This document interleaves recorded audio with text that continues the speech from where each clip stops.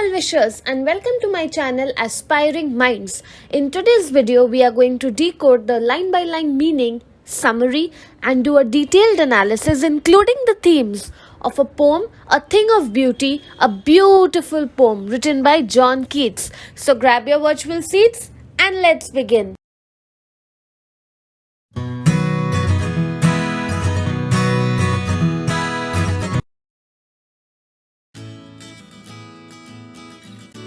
John Keats was a famous romantic poet.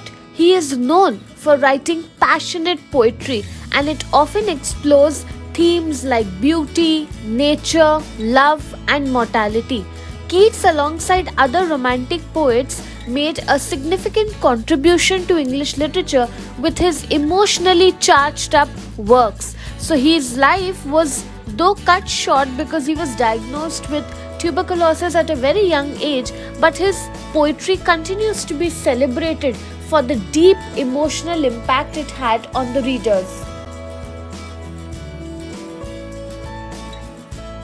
The poem that we will be doing, that is A Thing of Beauty, it is actually an excerpt or a part which is taken from John Keats's longer poem called Endymion, which was published in the year 1818. Now, if you try to just go a little deeper into Endymion, it is an epic narrative poem. And epic means a very long poem. Narrative means it is narrating an experience, okay? And it explores the themes of beauty. There is an ideal image of beauty that is portrayed here and a quest or an urge for perfection. But in this excerpt that we will be doing called A Thing of Beauty, he reflects on the nature of beauty to transform and bring about a change in the individuals. Now, my dear viewers, you may skip this part if you do not find it relevant, but I think if you would know a little bit about the story of Endymion, it will help you in understanding this excerpt, because remember, we do not have the full poem in the syllabus. So Endymion by John Keats, it's a romantic and mythological poem. Why? Because we see that the central idea of this poem revolves around a Greek myth of Endymion. Now, who was Endymion? Endymion was basically a young shepherd and he was loved by the moon goddess called Selene. Now, Keats delves into the idea of an unattainable beauty because Endymion seeks the love of the moon goddess, but he knows that he is not going to be able to achieve it, because we cannot go and if you fall in love with a goddess, you will not be able to achieve it. But the poem celebrates that idea that this unfulfilled longing, that is, you are constantly longing for someone, but it cannot be fulfilled, that wish cannot come true, shows that importance must be given to the journey rather than the destination. The very fact that you have been able to associate, relate with a person or a thing of beauty or a goddess in itself shows that journey, that experience matters more than the destination, whether you are able to attain that love or not. What matters more is the number of there's also a saying that it does not matter about the number of days that you spend on this life, but how many things that you remember well. So basically it's talking about the fact that journey is more important rather than the destination. So overall, this is more of a an idea which was there prevalent in the romantic era. So you could keep this in mind. This is like a very short, brief story of Endymion, and now we will begin decoding the meaning. Now let us try to understand what is the central message of the poem. Basically, the poem tries to convey to us the lasting impact of beauty. That is, if you feel or if you have a beautiful experience, it is not going to die then and there. Memories of your childhood you still cherish, right? So there is a lasting impact of memories. Similarly, if you experience beauty, the experience, the idea, the memory of it does not fade away. It lives on forever and it helps you to achieve happiness. It inspires you always in your sad moments. It provides you a sense of comfort and keeps your health intact. That is what the poet is trying to say. that you must be very fortunate if you experience beauty, because these are the advantages, we could say, or the favorable things that happen if you experience beauty. Now remember, for our convenience of explanation and understanding, I have divided the whole excerpt into 4 parts. We may not call them as stanzas because we are reading a part of the larger poem, but for our understanding, I have divided it into 4 parts so that it's easier for me also to explain and for you also to grab the meaning. So in this first part, a thing of beauty is joy forever, its loveliness increases. It will never pass it into nothingness. That is, in this stanza, Keats begins by declaring that something that is beautiful will bring joy, and this experience of joy is something that will remain constant. It will continue to grow. It will not diminish. It will not fade into nothingness. Instead, if you experience something beautiful and it has managed to bring joy to you, it is going to have a lasting impact on your mind and soul. Therefore, he says that beautiful things create a peaceful experience for human beings. It offers a restful sleep, he says, but still will keep a bower quiet for us and a sleep full of sweet dreams. That is, it will offer you a peaceful, restful sleep with pleasant dreams, and therefore all this will contribute to our well-being and a sense of peace, because that is what we all want to achieve, a peaceful, calm, relaxed mind, especially in today's fast-paced world. So don't you see how Keats is a poet who is relevant even in today's times, because he is saying that, try to find the beauty in your everyday life, because life is full of hustle and bustle. There is no time for you to rest and relax. So therefore, it is very important to find something beautiful, to invest in beautiful things. It could be beautiful relations, it could be, a beautiful journey, a beautiful trip, so that memory of it helps you to keep you going in the present.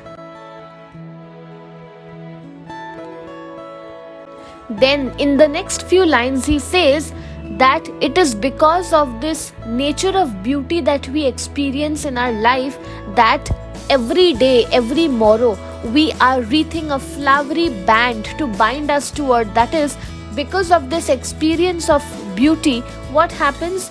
We are able to make our lives something that resembles a flowery band that helps us to remain connected toward. That is, just as girls wear a wreath of flowers on their head, similarly, our life will become beautiful like flowers if we are able to experience a thing of beauty, and therefore it will help us to survive, is a wrong word to say maybe, but to live peacefully on earth.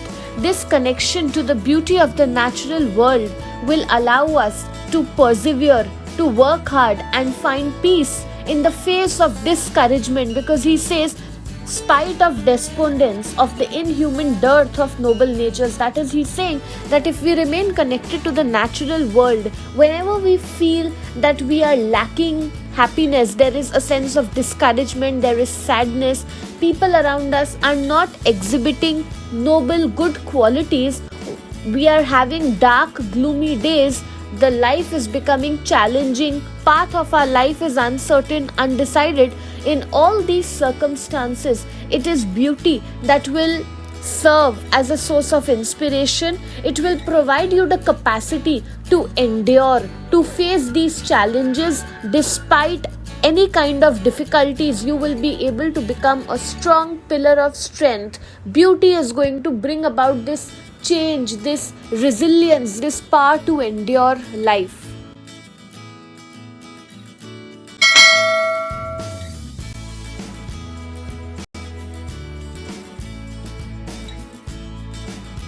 In the next few lines, Keats illustrates how beauty has the power to remove any kind of darkness that comes over our spirit and soul. He says that some shape of beauty moves away the pall from our dark spirits. That is, the darkness that we are experiencing, it is with beauty that it can be removed. And he provides examples of beautiful things in nature, like the sun, the moon, the old and the young trees, which provide the shade or shelter for the sheep, the daffodils are able to glow and blossom in the green surroundings of the fields. Oh, this reminds me of William Wordsworth's poem Daffodils. You can also go and watch that video. It is already live on my channel.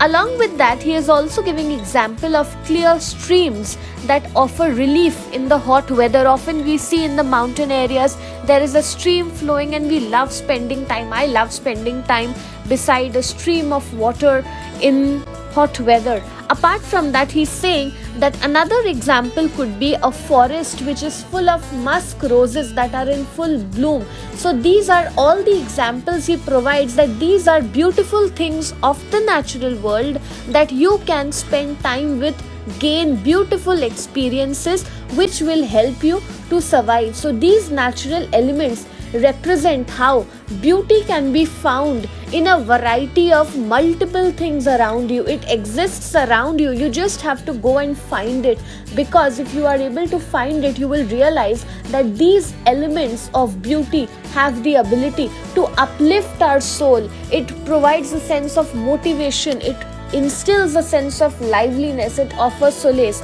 Try to think, why do we all go to the mountains or towards nature when we are going for vacation? Because that is a place which is somewhere you'll feel extremely calm, relaxed, restful, right? So that is what the poet is saying, to find something of beauty around you so that you can calm yourself down. Now, apart from the natural elements, Keats also suggests in the final lines of the poem that beauty of imagination and stories of great deeds and heroic figures, particularly the mighty deed, also have the power to inspire and uplift us. That is, if you are not able to go and spend time amidst nature, you can also try to recall the stories or read books about great heroic figures, the great things that they have done, and that will also help you to uplift your mood. He then compares the tales of the endless fountain of immortal drink flowing from the brink of heaven, which nourishes our spirits with eternal inspiration. Here, basically, many poets used to go to a fountain of inspiration. It is said that, they used to drink the water of that fountain, and that is how they would gain that inspiration to write a poem. So that is what he's referring to over here in the last few lines, that we too can, as human beings, read poems or works of art of other poets and writers, and that will help us, that will inspire us, because it's not always possible for everyone to take a break. So this is another possibility, another solution that he provides in the end. And remember, this is a poem published towards the end of his life. John Keats, if we try to see, he died in the year 1821, if I am not wrong. So in that case, when this poem was written in 1818, he is almost nearing his death. And remember, he was diagnosed with tuberculosis, so he knew that he is going to be sick, he is dying, he was feeling sick at that time. So that is what he's saying. It's a kind of an indirect wish he's making, that read my works after I die.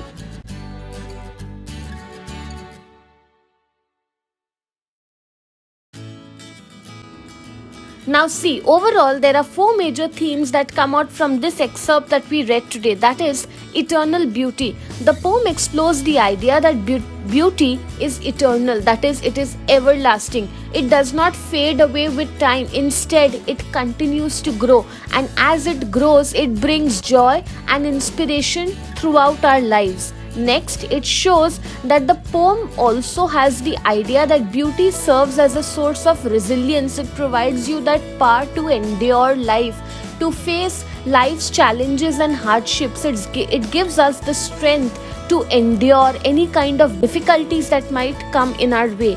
Thirdly, power of nature. Keats emphasizes the power that nature has. Natural elements like the sun, moon, trees and flowers have the ability to uplift our spirits, our souls, and provide comfort in difficult times. And lastly, towards the end, we saw how Keats is also celebrating the beauty that can be found not just in natural things around us, but also in stories, in imagination. By imagination, he means works of literature, which can be a source of endless inspiration inspiration and joy, and it is something that is also eternal. A poet may die, but his work still lives on. Keats died in 1821, but today, as I'm recording this video in the year 2023, we are still reading his poems. So that is what, imagine how timeless he is as a poet, that he already is written, he's written something that we are reading so many years after his death.